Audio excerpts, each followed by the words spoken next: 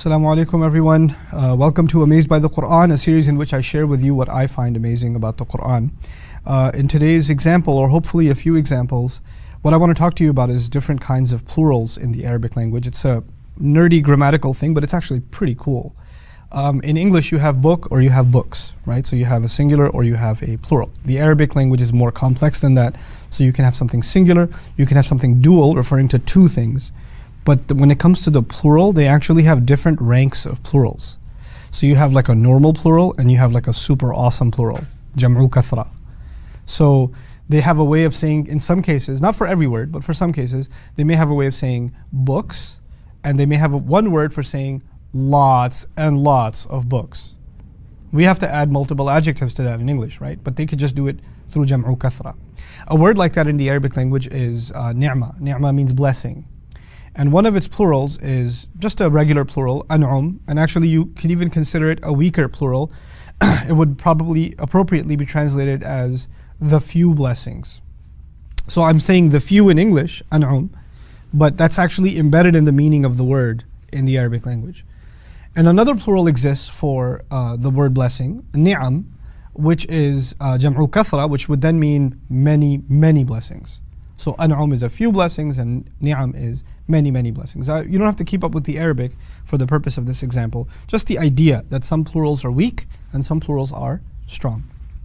The tragedy again of translation is that when these two words, the plurals occur once each in the Quran, and they're translated as blessings, right? So one time Allah used the weaker and the other time Allah used the stronger, and yet both times the translation says blessings. It actually doesn't distinguish between the stronger plural and the weaker plural, right? So I wanted to highlight to you, when did Allah use the stronger plural and when did Allah use the weaker plural, because I wanted to highlight how precise, how laser precise the language of the Quran is, how much it takes into consideration context and what's being said and what the perfect fit for that particular context will be. Allah talks about Himself. And He says, وَأَسْبَغَ عَلَيْكُمْ نِعَمَهُ ظَاهِرَةً وَبَاطِنًا. He unleashed onto you His blessings. Now in this context, because it is Allah who is unleashing blessings, and then He adds ظَاهِرَةً وَبَاطِنًا, which means the ones you can see and the ones you cannot see. He's basically talking about countless blessings. So you guessed it, He used the powerful plural, نِعَمَهُ. But when He talked about Ibrahim alayhi salam, He said, شَاكِرًا لِأَنْعُمِهِ. Ibrahim alayhi salam used to be grateful for Allah's blessings. But ironically, he used an'umihi, the weaker plural, which would actually be translated the few blessings. How could Ibrahim alayhi salam be grateful for a few blessings? He's one of the most grateful human beings that ever lived. As a matter of fact, Islam itself, the religion of gratitude, alhamdulillah, this religion is named after him, millata abikum Ibrahim, the religion of your father Ibrahim. So how is it that Allah is using, He was grateful for a few blessings? Understand this in perspective. Compared to the blessings Allah gives him, compare that with the blessings he's actually able to be grateful for throughout his entire life of gratitude. As grateful as he was with respect to us, in contrast with all the other countless blessings, those still amount to a few. If a human being was grateful their entire life, you can't look back actually from the Quran's perspective and say they were grateful for lots of blessings. You can only say they were only grateful for a few blessings. And actually being able to be grateful for a few blessings is a huge accomplishment in the Quran.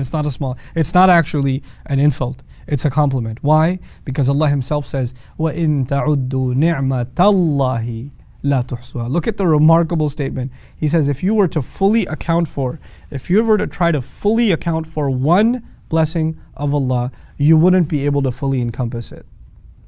You cannot fully grasp one blessing. That's what He says to all of humanity.